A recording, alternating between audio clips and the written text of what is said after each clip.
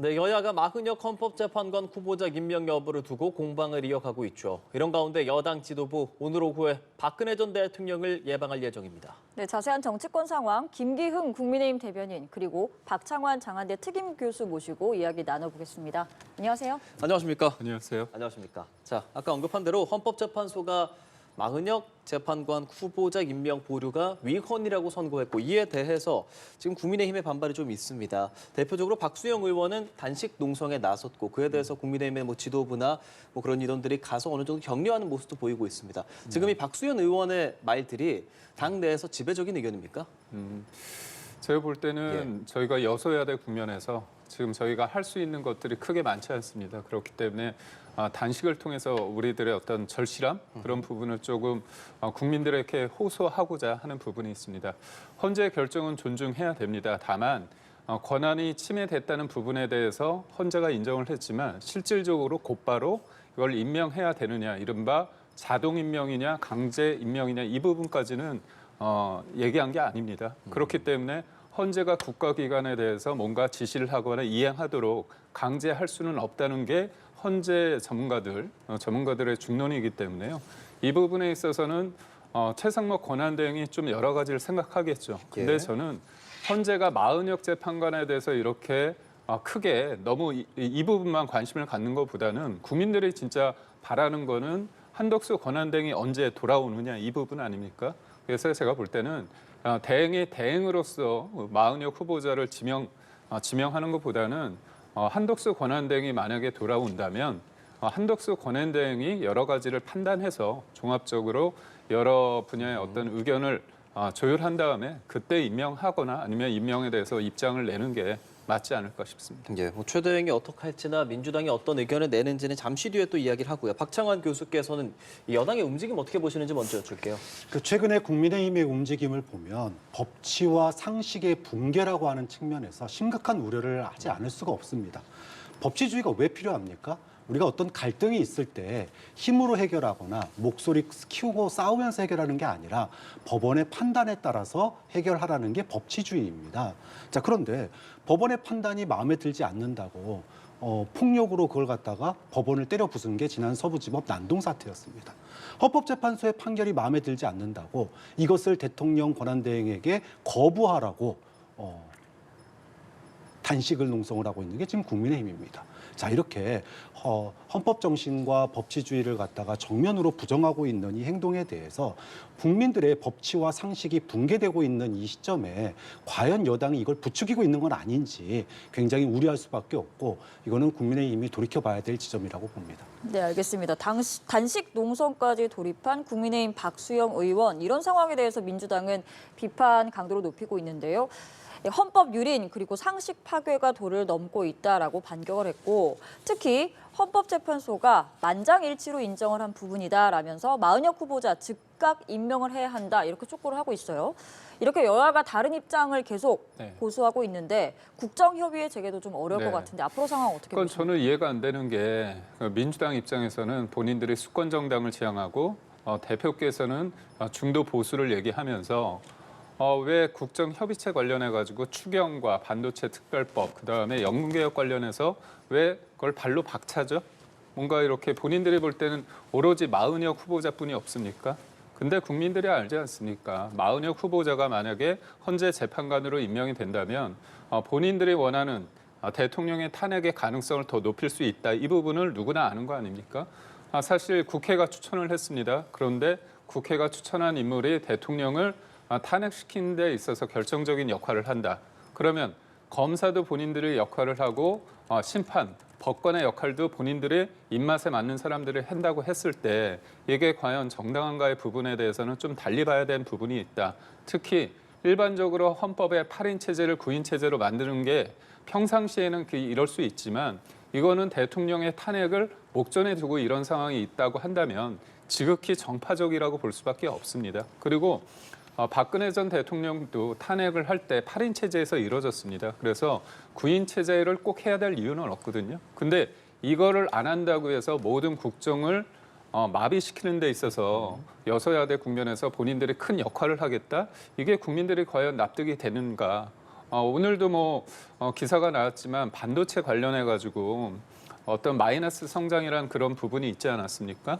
그렇다면 반도체 특별법 본인들이 해준다고 하지 않았습니까? 52시간 예외. 근데 막상 한다고 하니까 민주노총이 거부하니까 쏙 들어가지 않았습니까? 반도체 특별법이 아니라 반도체 보통법을 만든다는 건데, 그러니까 현실에서 가장 중요한 게 무엇인지에 대해서 되묻고 싶습니다. 알겠습니다. 이렇게 마은혁 후보자 임명 문제로 계속해서 대치를 이루고 있는 상황인데 당분간 이 상황이 좀 계속될 거라고 보시는 거죠? 네, 저는 뭐 권한대행이 왜 지금 권한대행인지를 좀 생각해 봤으면 좋겠습니다. 왜 여기까지 왔습니까?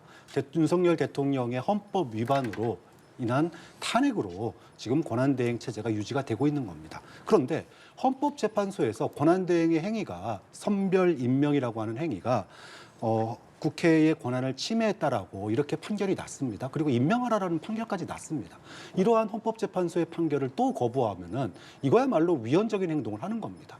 자, 대통령이 위헌적인 행동을 통해서 파면되고 대행체제가 됐는데 대행마저도 헌법재판소의 판결을 거부해서 위헌적인 행동을 한다면 도대체 이 나라가 민주주의 국가냐, 헌법 질서가 있는 나라냐 이런 의문을 제기하지 않을 수 없습니다. 헌법이라고 하는 거는 국가를 운영하는 최소한의 합의의 룰입니다. 이거를 벗어나면 우리는 이런 거를 갖다가 단순하게 무법자라고 하지 않습니다.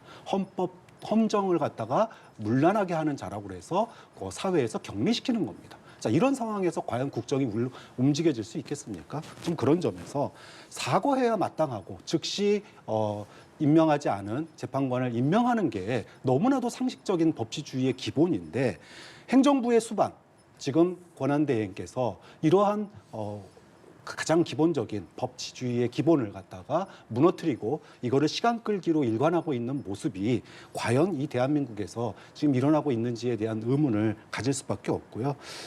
하루빨리 대통령의 사과와 권한대행의 사과와 임명만이 헌법 체계의 정신을 갖다가 기본으로 헌법 질서를 다시 돌리는 일이다. 이 말씀 드리고 싶습니다. 예, 최상목 대행이 사실 마은혁 헌법재판관을 임명하지 않았을 때 여야 합의라는 명목을 들었습니다. 네. 그리고 지금 닷새째 이 결정 이후에 어떤 입장을 내지는 않고 있는데 국무위원들 의견을 좀 들어보자라고 네. 이야기를 했어요. 그럼 만나서 좀 어떤 이야기가 오가겠습니까? 그러니까 국무위원들 만날 때 네. 법제처장도 만날 수 있고 여러 국무위원들이 지금의 상황이 임명을 꼭 해야 되는 상황인지 현실 인식이 다양할 수 있지 않습니까? 그렇다면 이게 지금의 대한민국에 있어서 불안정한 상황, 뭔가 이런 부분에 대해서 예측 가능성을 높이고 안정감을 줄 수 있는 측면에서 어떤 게 맞는 건지. 왜냐하면 이게 제가 앞서 말씀드린 것처럼 결정적으로 마은혁 재판관을 임명함으로써 지금의 대통령 탄핵에 있어서 확실하게 기울어진 운동장이 될 수 있다는 이 측면, 정무적인 판단이 요할 수밖에 없거든요. 그렇다면 그 부분까지 다 정무적인 상황, 여러 가지 어떤 사람들의 우려, 그런 것까지 다 감안을 했을 때 어떤 판단을 할지는 본인이 좀 숙고를 하겠죠. 근데 이제 저는 무엇보다도 그 마은혁 재판관 이 과정 관련해서 권한쟁의 침해가 있다고 했을 때 우리들이 좀 간과하는 게 있는데요. 무엇보다도 제일 중요한 게 침해는 됐지만 곧 임명을 하라고 권한적인 심판에서 나온 내용은 아닙니다. 침해가 됐다는 것과 임명과 사이에는 분명하게 그 간격이 있고요. 그리고 헌재 재판 과정에서 꼼수를 보이지 않았습니까? 결국 뭐냐면 이게 우원식 의장이 본인이 곧 국회는 아니지 않습니까? 권한적인 침해 청구를 할 때 본인이 국회인 양 해가지고 냈지 않습니까? 그러다가 지난달 3일에 원래는 각하가 돼야 될 상황입니다. 절차적 하자로 인해서. 근데 헌재가 어떻게 했습니까? 국회 측 대리인에 뭔가 본회의 열 수 있는 거 아니냐. 그래서 사후적으로 그 흠결을 보완해서 통과시킨 거 아닙니까? 이 과정에 있어서 헌법재판관 3인은 이 문제점을 지적을 했습니다. 그래서 결국 헌재의 결정은 존중을 해야 하지만 그럼에도 그 과정에 있어서의 국민들이 납득하기 힘든 부분은 분명히 있었다는 점을 말씀드립니다. 그런 부분들이 국무위원들 간의 회의에서 오갈 거라고 보시는 저는 겁니까? 그런 부분까지 다 보겠죠. 왜냐하면 헌재가 어떻게 보면 사법부의 보루로서 결정은 존중하겠지만 그 과정에 있어서의 문제점은 있는 거 아닙니까? 특히나 여야의 어떤 한쪽의 어떤 양쪽의 의견을 듣는 데 있어서 공정해야 될 어떤 심판관 역할을 하는 헌재가 야당 측, 즉 국회 대리인 측의 의견을 심지어 답을 준 거 아닙니까? 본회의 열어가지고 뭔가 절차적 하조를 보완해라. 그래서 결의안을 통과시킨 거 아닙니까? 근데 결의안도 여소야대 국면에서는 민주당의 방식으로 할 수밖에 없는 거 아닙니까? 예. 알겠습니다. 최상목 대행은 이제 내일 국무위원들과 만날 거고 어떤 의견이 오간 뒤에 결정을 내리게 될 텐데 좀 언제쯤 결정에 대한 이야기가 나올 수 있겠습니까? 글쎄요, 이 상태로라면은 결국은 헌법재판소의 판결을 정면으로 위배하지 않을까 이런 우려가 듭니다. 우리가 대통령제 국가에 살고 있습니다. 대통령이 취임할 때 대통령의 가장 큰 책무가 뭐다라고 얘기를 한다 그러면은 취임식 할 때 헌법소의 의무를 진다고 얘기를 합니다. 이건 의무입니다. 대통령제에서 대통령이 계엄권을 가질 만큼 막강한 권한을 행사하는 데에는 그에 따른 책임은 의무까지 지는 겁니다. 그 의무가 바로 헌법소의 의무입니다. 자, 그런데 헌법재판소에서 위헌이라고 판결이 났지 않습니까? 그러면 그 위헌을 갖다가 멈추고 다시 합법적인 행동을 하는 게 맞는 겁니다. 자, 근데 이거를 갖다가 정무적 판단이라는 이유로 5일 동안 입장도 표명하고 있지 않습니다. 그리고 지금 국무위원들에게 정무적인 판단을 구한다 그러는데 국무위원들 지난번 계엄이라고 하는 그 위헌적인 행위가 일어났을 때 그걸 갖다가 정상적으로 막을 수 있었습니까? 국무위원들이 헌법소의 의무를 다하지 않아서 지난번에 계엄과 내란을 갖다가 사실상 어떻게 보면 방조한 책임이 있습니다. 그런데 지금 또 이미 헌법재판소에서 위헌이라고 하는 판결을 국무위원들이 나서서 하루빨리 헌법의 정상화, 헌법을 갖다가 준수하는 그런 행동으로 나서지 않고 5일씩이나 시간을 끌고 있고 또 언제까지 시간을 끌지 아마도 나올 얘기가 뻔한 것 같긴 해요. 지금 국무총리가 이제 헌법재판소에서 탄핵이 결정되면 다시 복귀할 수 있을 테니 그때까지 한번 미루자. 뭐 이런 정도 얘기가 나오는 것 같은데 헌법은 5일, 6일 이렇게 미룰 수 있는 문제는 아닙니다. 그런 점에서 저는 권한대행과 국무위원들이 헌법 정신을 지키는 것 이것을 먼저 하고 나서 그리고 정무적인 판단은 다양하게 해야 된다. 그런 점을 다시 한번 말씀드리고 제가 싶습니다. 짧게 하나만 말씀하겠습니다. 그 1997년 이후에 대법원 판결을 취소하라는 헌재 결정이 5건이 있었는데요. 모두 수용을 대법원에서 하지 않았습니까? 안 했습니다. 그리고 또 하나 국회가 위헌 18건, 헌법 불합치 17건 등 헌재 결정 35건 등에 대해서도 법 개정을 하지 않았습니다. 그렇다면 국회와 대법원이 헌재 결정을 따르지 않는다고 해서 그게 위법적이고 위헌적이라 이렇게 단호하게 말할 수 있는지에 대해서는 좀 생각을 달리합니다. 예. 짧게 반론을 네. 좀 들어야죠. 형평이 맞을 것 같아요. 헌법재판소에서 인사권과 관련된 결정을 따르지 않은 사례는 단 한 번도 없습니다. 그런 점에서 이번에 마은혁 재판관에 대한 이 선별 임명과 관련된 이건 인사권과 관련된 문제거든요. 헌법재판소의 이제까지의 판결이 한 번도 행정부가 따르지 않은 적이 없는데 유일하게 지금 권한대행만이 이것을 미루고 있다. 그런 점에서 이 부분은 전례조 보아도 즉각 실행돼야 될 부분이라고 봅니다. 알겠습니다. 최권한대행과 국무위원들이 내일 어떤 의견을 나눌지 좀 지켜봐야 할 것 같고요. 또 이런 가운데 여권 상황을 좀 살펴보겠습니다. 권영세 비대위원장 그리고 권성동 원내대표가 오늘 오후에 박근혜 전 대통령을 예방할 예정인데요. 현 지도부 체제에서 박 전 대통령 예방하는 건 처음인데 좀 지금 이 시점에서 이렇게 예방을 한다. 좀 어떤 의미라고 해석을 할 수 있을까요? 지도부가 이명박 전 대통령을 찾아뵙지 않았습니까? 아무래도 자리가 사람을 만든다고도 할 수 있고 그 자리랑 굉장히 어떻게 보면 권력의 정점에 있는 거 아닙니까? 국민을 위해서 봉사하는 자리인데 박근혜 전 대통령도 마찬가지고 이명박 전 대통령도 대통령이었기 때문에 그 여러 가지 국정을 운영하는 데 있어서 여러 부침이 있지 않았겠습니까? 그렇다면 그런 어떤 해안, 지혜를 조금 얻고자 하는 부분도 있을 거고요. 저희가 여기에서 조금 주목이 되는 지점은 뭐냐면 권성동 의원이 원내대표가 당시 박근혜 전 대통령 탄핵할 때 탄핵소추위원장이지 않았습니까? 예. 그렇기 때문에 이런 자리에서 이렇게 박근혜 전 대통령을 사실상 만나는 거는 저는 처음으로 알고 있기 때문에 박근혜 전 대통령이 어떤 말씀을 하실지 좀 궁금하기는 합니다. 근데 저는 박근혜 전 대통령이 좀 대단하다고 생각하는 게 뭐냐면 윤석열 대통령이 누굽니까? 윤석열 대통령이 사실상 박근혜 전 대통령을 수사했던 수사 지휘했을 때 어떤 수장 아닙니까? 그런 윤석열 대통령 후보를 당시 만났을 때 박근혜 전 대통령이 다 포용을 했습니다. 그게 어떤 의미냐면 대한민국의 어떤 발전을 위해서 뭔가 우리가 하나가 돼야 된다. 그런 어떤 태도를 보였기 때문에 지금도 권성동 당시에 어떤 탄핵소추위원장을 만나더라도 그런 어떤 개인적인 사감을 넘어서 대한민국의 어떤 발전을 위해서 지금 우리가 어떻게 해야 되는지에 대해서 본인의 생각을 좀 말씀해 주시지 않을까 그런 생각을 합니다. 알겠습니다. 어떤 통합의 메시지가 나올 수도 있다 이렇게 예측을 하셨고 이 일정에 대해서는 좀 어떻게 해석하시나요? 그래서 뭐 보수의 결집을 위해서 전직 대통령을 찾는 과정 중의 일부다 이런 말씀을 하셨는데 저는 굉장히 부적절하다고 봐요. 그러니까 지금 우리가 탄핵 심판으로 국론이 분열되어 있습니다. 양분되어 있습니다. 여기에 핵심은 헌법 정신이에요. 헌법을 위반했냐 안 했냐가 사실은 탄핵 심판의 핵심입니다. 그러면 그 본질로 들어가면 박근혜 전 대통령은 누가 뭐라 그래도 헌법을 위배해서 탄핵되신 분입니다. 그거 위배했다고 가가지고 검사 역할한 분이 권영세 의원 아닙니까? 자, 그런데 지금 와서 또다시 보수정당의 대통령이 헌법을 위배했다고 탄핵 심판을 받고 있습니다. 그 헌법을 위배했던 분을 찾아가서 힘을 모으고 지혜를 구한다? 과연 국민 눈높이에 이게 과연 정상적인가?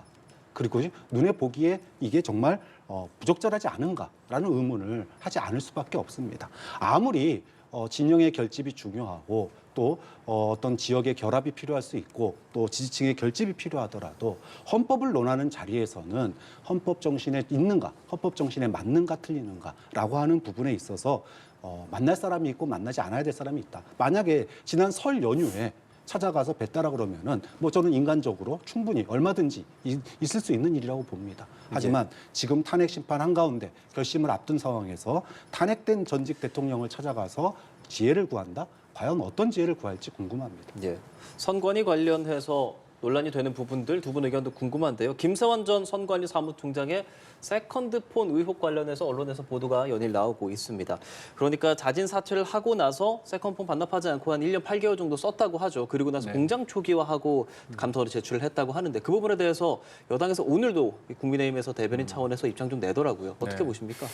그러니까 선관위 위원장이 이제 법관 출신이지 않습니까? 대법관. 근데 실제로 선관위 업무를 좌지우지하는 사람은 넘버 2라고 할 수 있는 사실상 넘버 1이라고 저는 봅니다.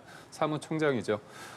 국민들이 봤을 때 이 선관위가 사실상 가족 회사라고 본인들이 그렇게 얘기하고 있지 않습니까? 그래서 총장의 아들은 세자라 하고 본인이 왕처럼 하다가 업무폰 기본적으로 어떻게 보면 비밀리에 업무폰을 만들어서 정치인들과 소통을 했다는 건데 명목상은 선거구 획정을 위해서 했다고 하는데요. 그 시점이 22년 1월이기 때문에 선거구 획정은 사실상 총선을 앞두고 하는 게이기 때문에 저의 어떤 답변을 봤을 때는 좀 이해가 가지 않는 측면이 있다고 봅니다.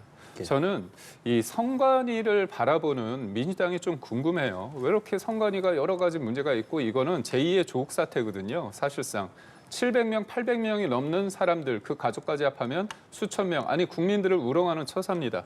이거는 공정의 문제입니다. 사실상 선관위가 제대로 업무를 했느냐 못했느냐를 떠나서 아니 선거라는 게 뭡니까? 사람들을 뽑는 행위 아닙니까? 근데 그 선관위에서 본인들의 사람들을 뽑는 행위 자체는 속된 말로 아무 원칙도 없었고 본인들 마음대로 했다는 거 아닙니까?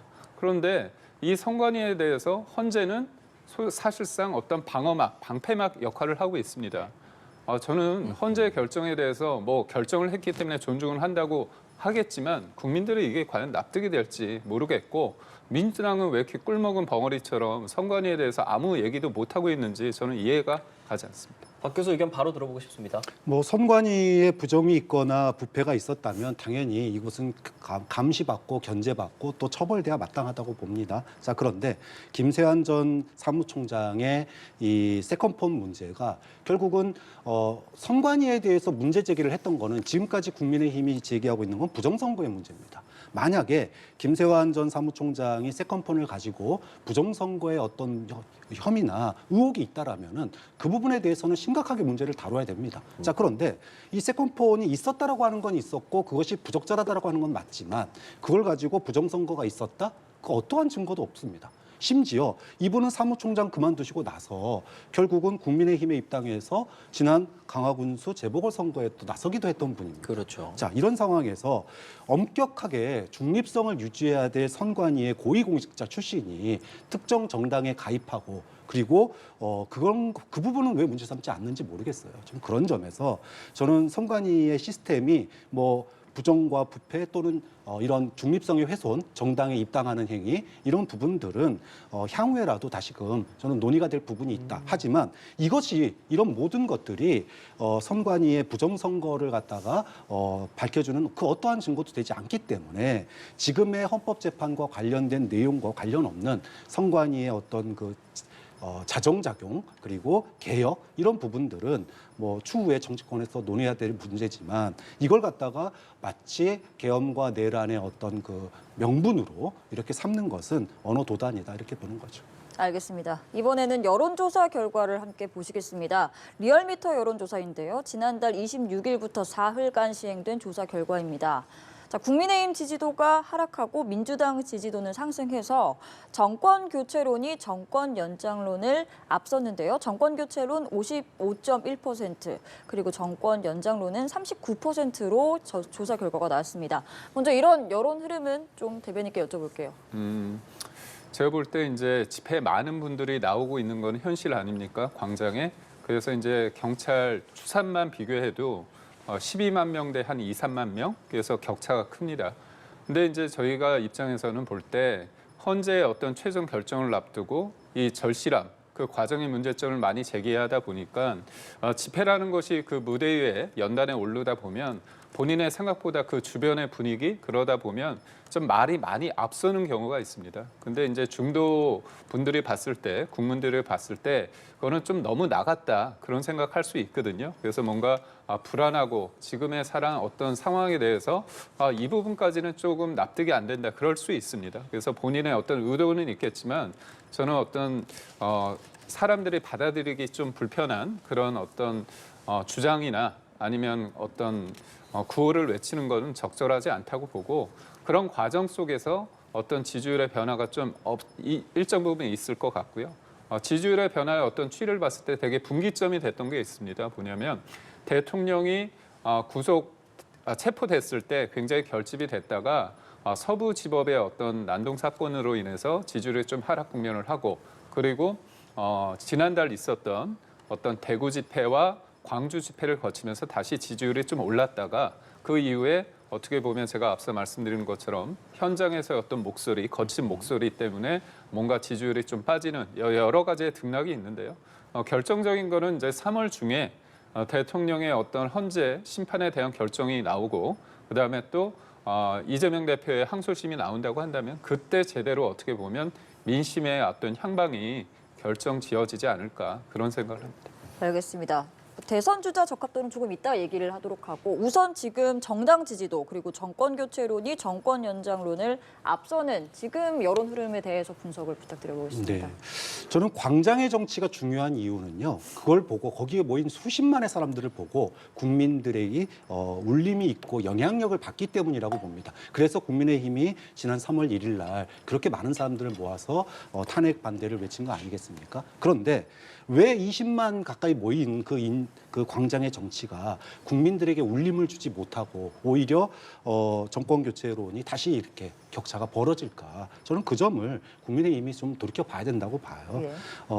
극우의 정치 그리고 거기서 나온 목소리가 뭡니까? 헌법재판소 타도하자, 헌법재판관 처단하자 이런 정말 말도 안 되는 어이없는 정말 국민의 법치와 상식을 무너뜨리는 이러한 목소리가 연단에 서신 분들 그리고 그 주변 분들에게 나오다 보니 국민들에게 울림이 없는 거 아닌가 그런 점에서 지금의 여론조사가 왜 중도층이 국민의힘의 주장에 목소리를 기울이지 않는지 이런 현상이 만약 계속 유지가 된다면 만약에 대통령 선거가 다시 치러진다고 할지라도 국민의힘의 목소리에 국민들이 귀를 기울이지 않을 거다. 이 부분은 심각하게 국민의힘이 고민해봐야 된다고 봅니다. 네, 흐름에 대해서 두 분의 해석을 좀 여쭤봤고요.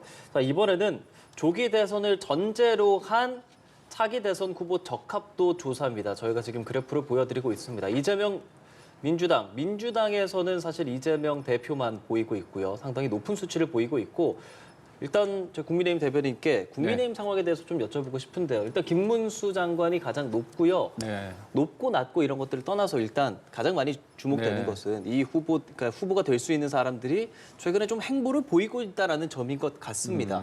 여권 내 분위기 어떻습니까? 사실 저희의 입장은 대통령의 탄핵이 기각되기를 바라고 있습니다. 그래서 김문수 장관의 어떤 지지율이 좀 높은 부분에 대해서는 대통령의 어떤 지지율 그게 좀 투영돼 있다. 다른 후보에 비해서. 왜 그러냐면 김문수 장관 같은 경우는 아무래도 대통령에 대해서 기각을 아주 공개적으로 바라고 있고 이 사람은 소위 말해서 대통령과의 관계 속에서 이른바 거리를 일부러 공학적으로 뭐 속된 말로 배신을 할 사람은 아니다. 뭔가 김문수 장관은 대통령을 지킬 사람이다. 그런 부분에 대한 어떤 사람들의 마음이 모아지기 때문에 여권에서의 어떤 1등 지지율이 좀 나오는 것 같고요. 그렇다면 2등, 3등, 4등은 뭐 큰 의미가 없습니다. 근데 이게 여론조사가 반복될수록 이게 있습니다. 지금 여권에서는 무조건 1등이 우리 편이다. 왜냐하면 만약에 조기 대선 국면이 펼쳐진다면 이재명 대표를 이길 수 있는 후보가 누구든 상관없습니다. 그렇기 때문에 여러 여론조사를 거쳐서 김문수 장관이 1등이라고 한다면 사람들이 김문수 장관이 1등이래. 2등과 격차가 크네. 그렇다면 연락이 왔을 때 그래. 그래도 김문수 장관을 지지를 해야지만 우리가 뭔가 하나로 모여질 수 있지 않을까. 이런 지금의 상황이 있는데요. 근데 이게 만약 조기 대선 국면이 된다면 여론조사를 저렇게 펑퍼짐하게 하지 않습니다. 이른바 1대1 가상 여론조사를 하지 않습니까? 우리가 설날 즈음 해가지고 많은 언론사에서 여론조사를 했을 때 1대1 매치를 했을 때 이재명 대표를 이기는 결과도 있고 크게 지지 않는 결과를 낳았던 후보가 2명이 있습니다. 김문수 장관과 오세훈 시장이기 때문에 제가 볼 때는 사실상 확장성 아니겠습니까? 선거라는 건. 그러면 확장성을 가질 사람이 가장 누구인가를 봤을 때 결국 경선과 본선에서 특히 본선에서의 경쟁력이 누구한테 있느냐를 볼 때 사람들은 만약 조기 대선이 이루어진다면 그 사람으로 뭉칠 수 있다. 저는 그렇게 봅니다.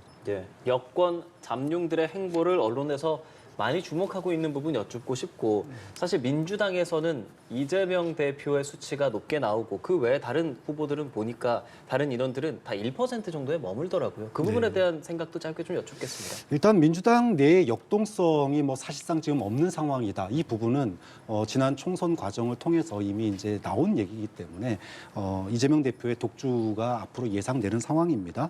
그런데 왜 이재명 대표의 이 독주가 강고할까? 결국은 여당의 반 이재명 캠페인이 역설적으로 이재명 체제의 공고화를 나타내고 있는 거 아닌가.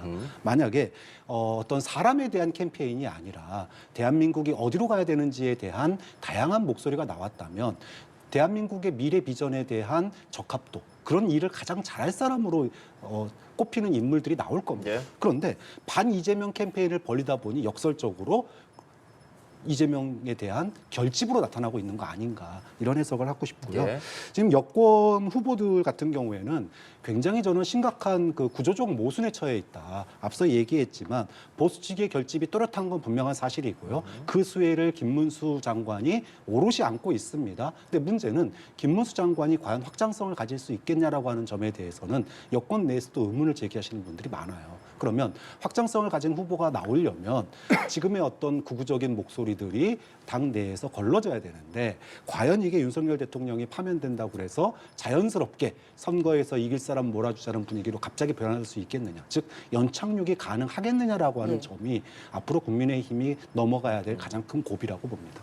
알겠습니다. 여론조사 상황까지 이야기를 나눠봤습니다. 김기웅 국민의힘 대변인 그리고 박창환 장한대 특임 교수 두 분이었습니다. 말씀 감사합니다. 고맙습니다. 고맙습니다.